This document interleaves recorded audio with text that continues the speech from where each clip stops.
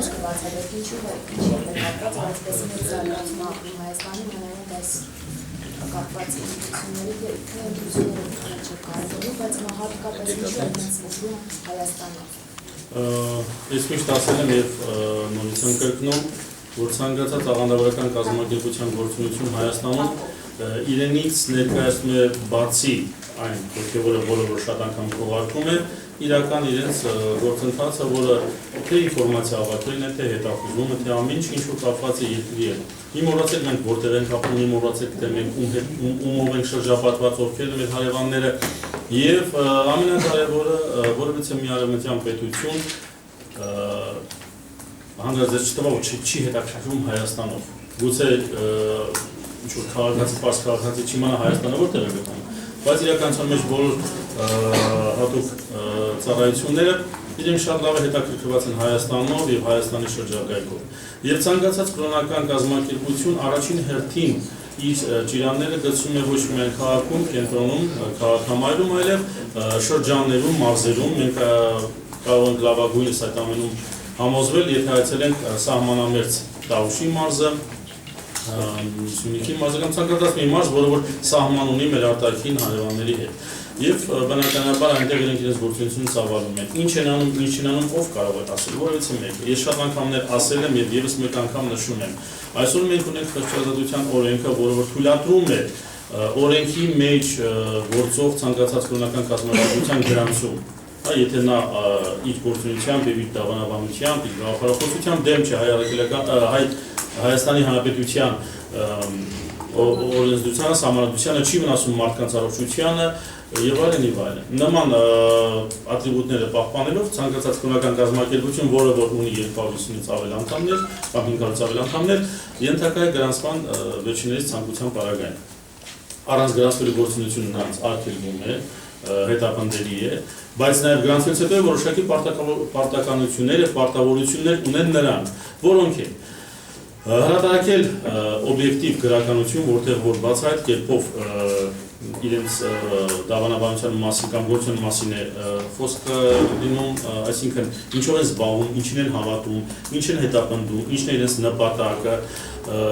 իրենց հավաքները միայն կազմակերպել այն տեղերում, որտեղ որ գրանցված են իրենք, որոնք գծված են իրենց գրանցման այդ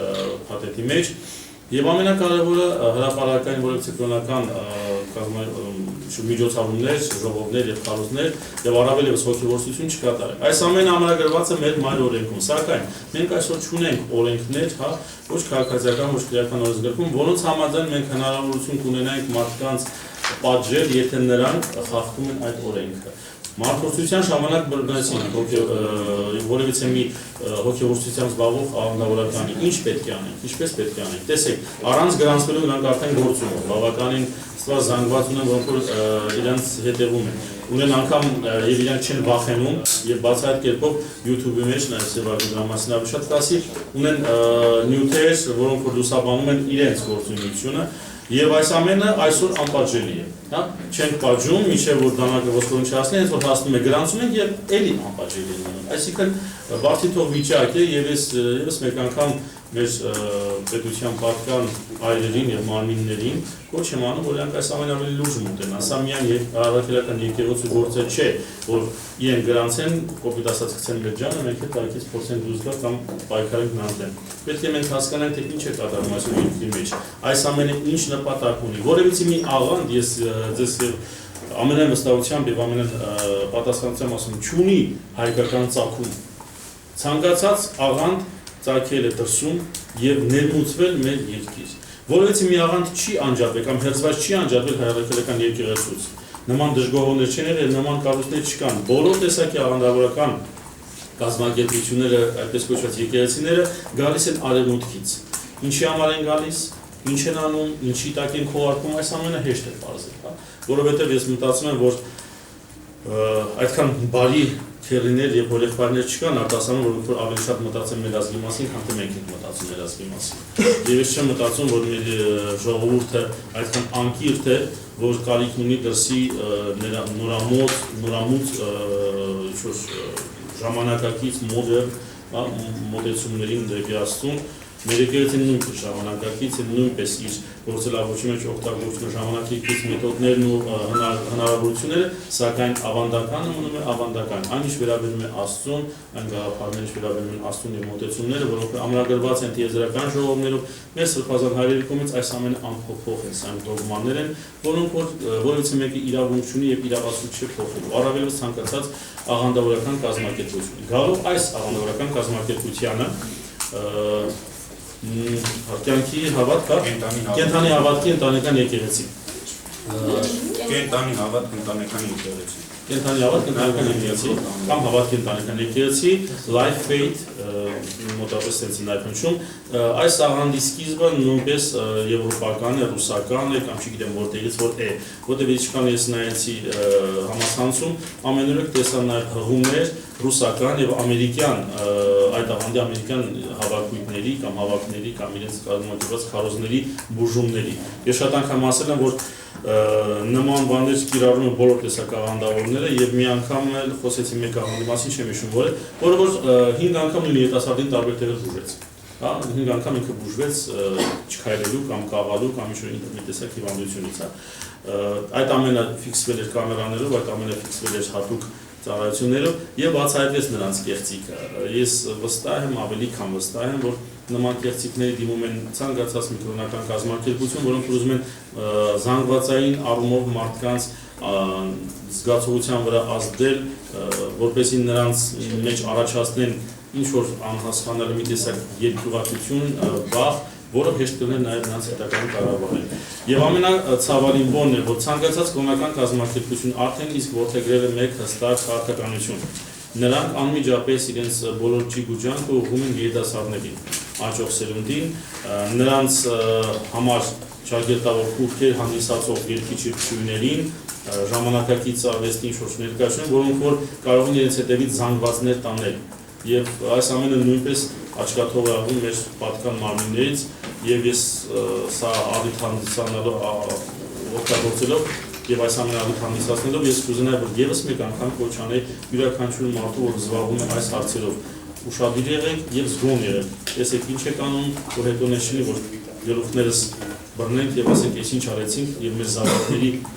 անեցքի տակից չկարողանանք դուրս գալ Հովանեսյան խոսակալ կա այս ավանդի մասին, մասնավորապես որ զանգվածին են նրանք վերցել իրենց դիրախորպես։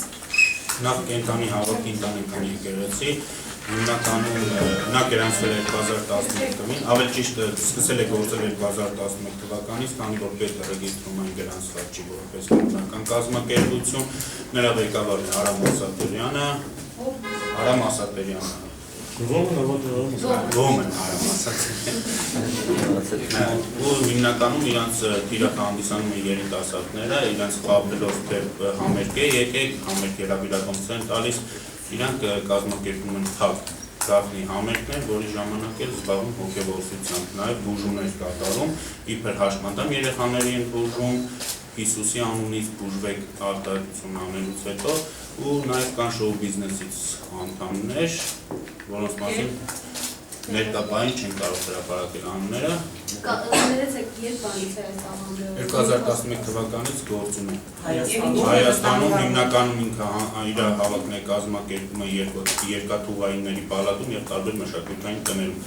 Ունի բազմաթիվ անդամներ, մոտ 300-400 անդամ ու բուժումների դիմաց ինքը մեծ գումարներով վերցնում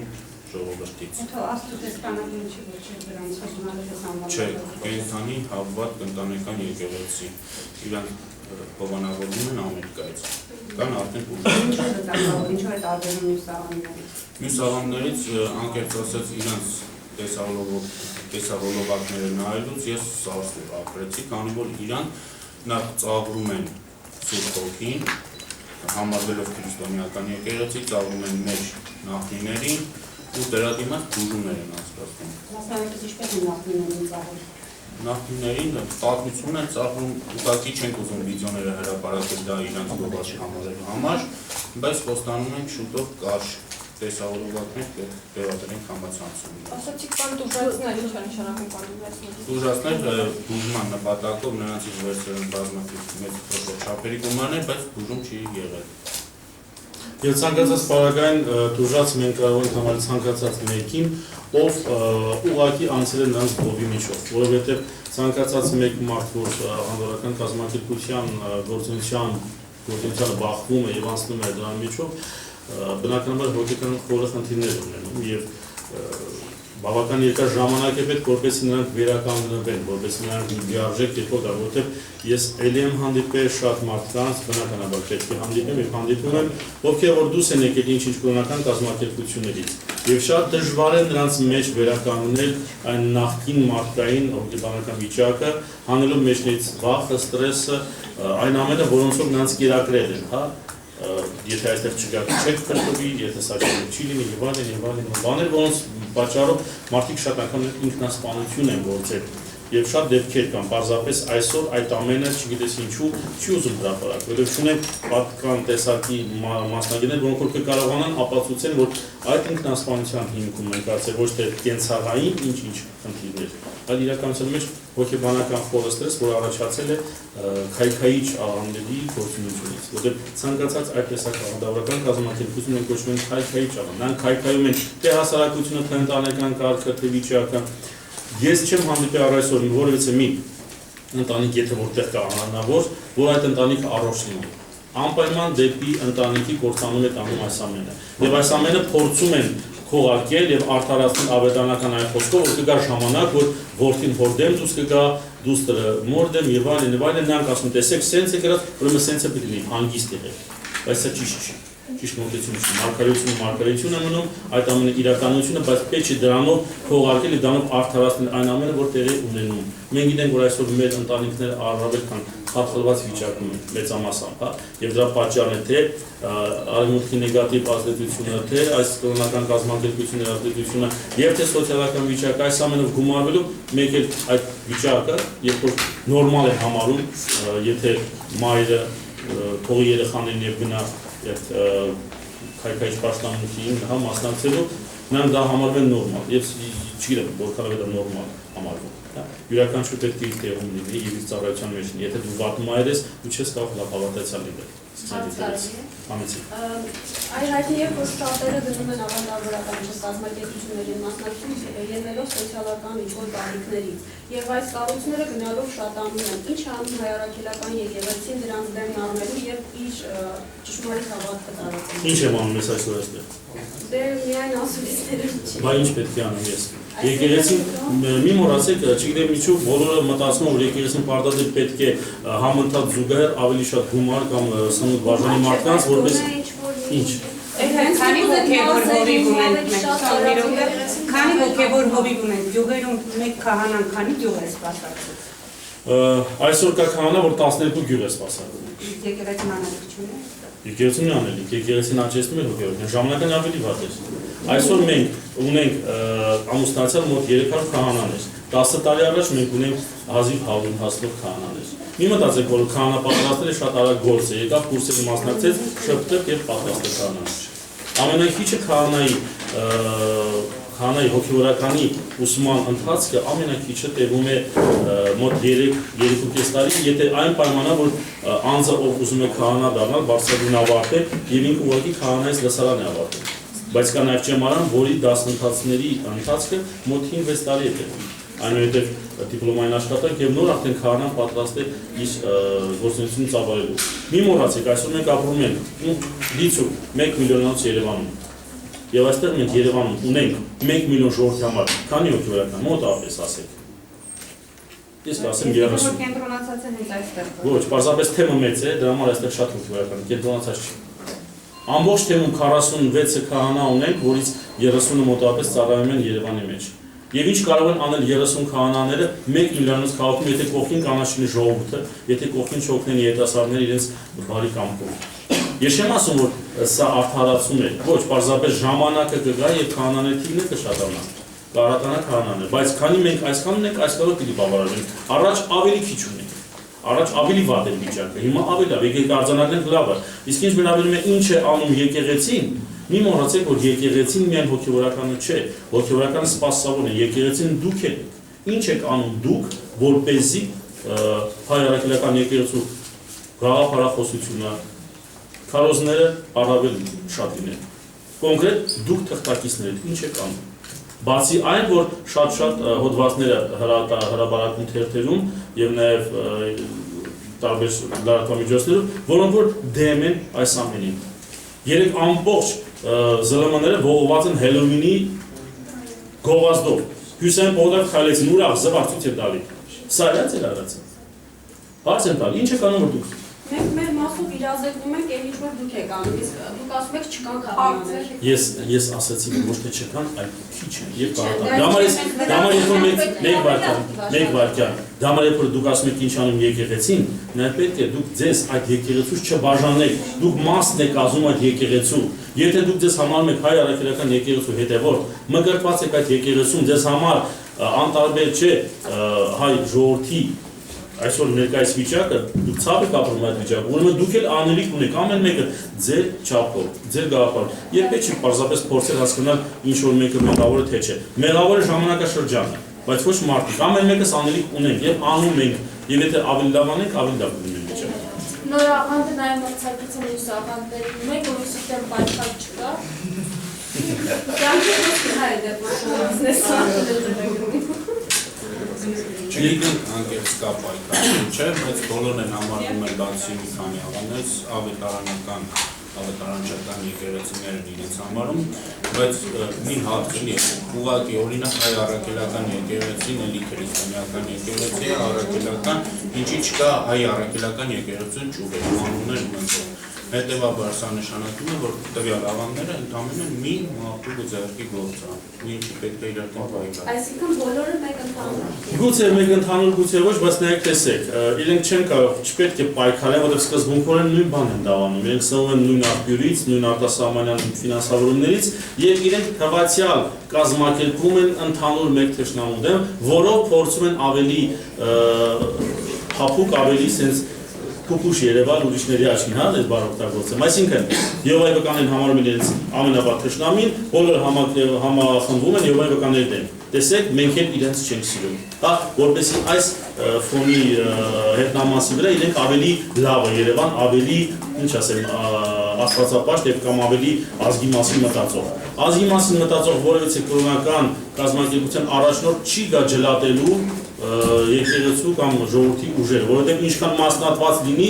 այնքան հեշտ կլինի տիրել։ Դեվիդը այդ իմպերա, բոլորը գիտեք այդ ճշմարտությունը, բաժանի որպեսզի տիրես։ Սա այսօր տեղի է ունենում, եւ եթե մենք թույլ տանք, այդ ամենը տեղի ունի նաեւ այստեղ։ Մի շատ լավ արտահայտություն կա, որ ասում է չարը մեզ վրա այնքան իշխանություն ունի, որքան որ մենք ենք այդ իշխանությունը նրան տալիս։ Եվ սա նույնպես չարի գործունեություն է։ Մենք տալիս ենք հնարավորություն ջլատելու մեզ, հետո էլ դժգոհում ենք, թե ինչ է այսպես տեղի ունենում։ Մենք գրանցում ենք, հա, անհամապատասխան սկզբունքներով եւ գաղափարություններով օժտված մի կրոնական կազմակերպություն, հետո մենք տալիս ենք եւ փորձում ենք դրա դեմ պայքարել։ Դեր հայտնի որքանով տեղյակ եմ Հայաստանի դպրոցներում հանդիպումներ բարբերաբար լինում են քահանաներ եւ դպրոցականներ, իսկ այդ ուղղությամբ աշխատանքներ տալու ուսանողության հետ, չէ՞ որ հենց աղանդավորական շարժումները ջանքերն չեն խնայում, որ երիտասարդության ներգրավվեն։ Մենք ունենք հատուկ հոգեվորական, մասնավոր հոգեվորական եւ հոգեվորականներ, որոնք որ երիտասարդների առաջնորդությամբ են զբաղվում, որոնք որ զբաղվում են հենց այդ հարցերով, երիտասարդների մեջ համալսարաններում ստեղծում են հատուկ միություններ, որոնց կրթում են, որոնց հետ կազմակերպում հանդիպումներ հոգեվորականների նրանց միջև։ Եվ այս ամենը հետապնդում մեկ նպատակ, որպեսզի մեր աճող սերունդը կիրթ մեծանա հոգևոր, հա, գիտակցության մեջ, որպեսզի ինքը հասկանա որն է հայրաքելական եկեղեցին, որն է նրա տված բարիքը եւ որն է աղանդավորական կազմակերպության բերած չարիքը։ Արվում է, աշխատում են եւ դրան վկայություն մեր երիտասարդները, որոնք որ այս ամենի շնորհիվ արթուն մնացին եւ իրենք ահազանգեցին այդ աղանդավորական կազմակերպության գոյության մասը։ Իսկ բուհերում քանի այդպիսի միություն կա։ Շատ են, երևի յուրաքանչյուր բուհ ունի իր ուսանողական միությունը, որը նույնպես մշտապես հաղորդակցության մեջ է լինում հոգեվորականի հետ, եւ կան ընդհանուր մենք պատասխանատուներ հոգեվորականներ, որոնք որ պարբերաբար բոլոր այդ միություններին միավորում են եւ դասախոսություններ անցկացվում, հանդիպումներ հոգեվորականների հետ։ Մի քանի օր առաջ ես նույնպես նման մի հանդիպման գնացի, շատ են։ Հարցեր կա։ Տեր հայ, քանի գործողություններ Որտեղ է։ Եվ քանիսն է որ ասում կարիք տալում արդեն Նայեցեք, հստակ ես չեմ կարող ասում, որովհետև այդ թեմի չեմ տիրապետում, որովհետև ես կարող եմ ասել Արարատյան հայրապետական թեմի մասին, մոտավորապես 46 հոգևորական եւ գրեթե դրանց ավելի քիչ մի 20-30 սարքավարտներ, դեպիներ, որոնք որ իրենց ծառայությունը մշտապես բերում են։ Մենք նաև ունենք Մարիաթորոշ միացնում հատուկ հրատարակող հորացույց, որտեղ միշտ գրվում են բոլոր հոգևորականների ձեռնադրված հոգևորականների անունները եւ սարքավարտների անունները։ Թիվը անցնում է այսօր ընդհանուր միաբանների Մարիաթորոշ միացնում միաբանների 200-ից ավել, 300-ից ավել, հա։ Եվ ես նաև կարող եմ ասել անցած տարվա քահանայական հավաքի մասին, որ ժողովի ներկա են շուրջ 300-ից ավել հոգևորականներ, բացի այն հոգևորականները, որոնք նաև մնացել են թեմերում որպես հերթապահություն, որպեսզի թեմը ընդհանրապես առանց հոգևորական չմնա այդ ժողովների ընթացքում։ Այսինքն գնալով թիվը աճում է, որը որ մենք չենք կարող ասել նախորդ տարի ժամանակ։ Եթե մոտ 8 տարի, 10 տարի առաջ մենք հավաքում ենք փոքրիկ մի դահլիճում ժողով անցկացնելու համար, այսօր ամենամեծ դահլիճը մեզ չի բավականացնում։ Իսկ ինչքան է ձեր հաշվավոր, որ քիչ չէ, հա։ Ես համարում եմ այսպես եւ մի անգամ իմ այս համարել այս կարծիքը նաև հրատարակվել էր ադրբեջանական մի մամուլում, հա, մի հոգևորական մի ժուրնալ պրոցես ծավալից հոգևորականից, համարելով որ հոդվածներ վերնագրելով ֆարաջայավոր թաղային։ Ես ասեցի, որ յուրաքանչյուր զանգված, յուրաքանչյուր թաղ, այսպես ասացա, հատված քաղաքի պետք է ունենա իր հոգևորականը եւ ամենակիչը Երևանում 300 հոգևորականները գոնե կկարողանան 300 ամուսնացած հոգևորականները կկարողանան մշտապես կենթանի հաղորդակցության մեջ մտնել։ Սա գալիս է, եթե մենք դիցուկ 1 միլիոնը բաժանենք 300-ի, ամեն մի հոգևորականի 3000, հա? 3000, այսինքն մեկ գյուղի մասշտաբի կտրվածքով։ Բայց երբ դա իրականանա, ես չգիտեմ։ Եվ բնականաբար իմ այս խոսքերի մեջ տեսնելով աճող վտանգը, այդ ադրբեջանցի թղթակիցը փորձեց ծաղրել, որ սա հմուտ քայլ է հարստանալու համար։ Բնականաբար ինքնինցը պետք է ասեմ, բայց իրականությունը սա է։ Որքան մենք շատ հոգևորական ունենք Երևանում, այնքան մարդկանց հետ հանդիպելու հնարավորությունը շատ ունի։ Այսօր մեր հոգևորականները եկեղեցին որ ծառայում են, ես ինքս իմ օրինակի վրա վերցնելով ինչու շատ ցավ, որտեղ ծառայության մեջ չհասցրեցի արարողություն էի կատարում եւ մարդկանց պետք է իրենց սեքի օրերի ժամանակ, իրենց ուրախության ժամանակ եւ ֆիզիկապես անհնար է լինում երբեմն նաեւ կիսվել քաղաքի մի ծայրից մյուս ծայրը գնալ։ Բայց երբ որ են հոգևորականներ, որոնք որ նաեւ կոնկրետ ասենք թե Բանգլադեշում կլինեն 15 հոգևորական, որոնք որ բաժանված կունենան այդ շրջանը եւ ամեն մեկը առավոտից մինչեւ երեկո զբաղված կլինի այցելություններով, նաեւ մարդկանց հանդիպումներով եւ ծանրաբեռնված չի լինի հոգևոր ծառայությամբ։ Այս պարագային ամեն ինչ ավելի կհեշտանա։ Մի ճշտում եմ ուզում լսել, մենք ասում ենք, եթե կա X թվով անդամ, ուրեմն գրանցվում է արտադրությունը։ Այսինքն օրենքը որևէ սանկցիա չի նախատեսում, որ ծաղրում է նախնիներին կամ չգիտեմ,